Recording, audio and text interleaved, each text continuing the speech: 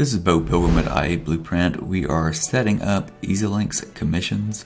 This is the process which is going to show you how to use Ezlynx to process your commissions that you're receiving from insurance companies, as well as also pay your producers the amount of commission that you owe to them each month. We're still in the setup process. In today's video, we are going to cover the process of setting up your teams. Once you're logged into Ezlynx, you're going to hover over this empty folder. This is the Policy Management tab, and go to Manage Service Teams. Now, this is a little bit independent from your actual users, but this is where you will set up producers, external, internal producers, as well as also CSRs. Now, if you're setting up producers, I typically suggest that you set them up as internal producers regardless of them being internal or external, because of the way the commissions are processed. I'll cover that more here in just a minute, but let me just show you the process of doing that first. So, once you're logged into here, if the producer has not been set up already, you can mark these as inactive if you need to, or you can edit them. But if you want to create a new one, simply click on the green button up here, Add New Mapping. Then right here, you want to choose whether they're CSR, producer, or external.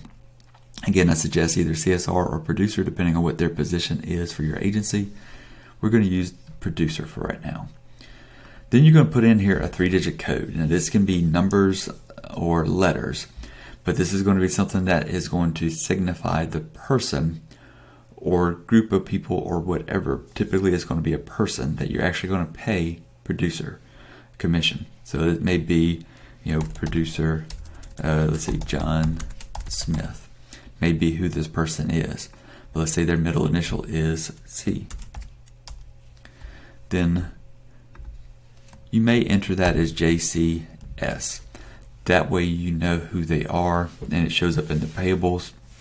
This will come into play as we set up the rules, and it's important that you try to match this name here to how the actual user is set up within your system.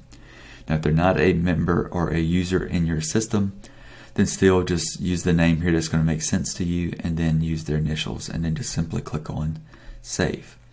If you make a mistake on them, you can just simply come back here and click on Edit and make the modifications as need be. Now, you notice you cannot change this, but you can correct this or this.